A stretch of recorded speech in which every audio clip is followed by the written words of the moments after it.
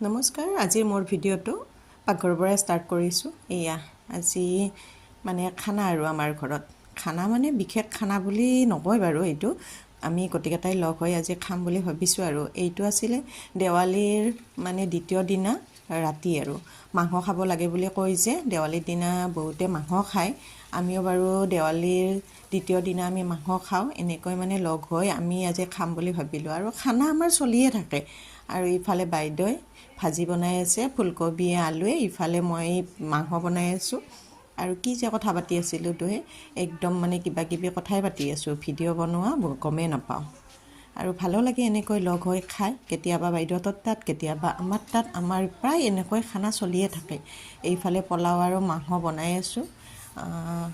আপোনালোকে দেৱালীৰ দ্বিতীয় দিনা মাংস খায় নে নাখায় কমেণ্টত জনাবচোন। আৰু এয়া গোটেইবোৰকে দিছোঁ, বাইদেউ আৰু মই বাৰু পিছত খাম। আৰু মোৰ ভিডিঅ'টো যদি চাই ভাল লাগে আপোনালোকে লাইক কৰিব, কমেণ্ট কৰিব। আন এটা ভিডিঅ'ত লগ পোৱাৰ আশাৰে আজিলৈ বাই।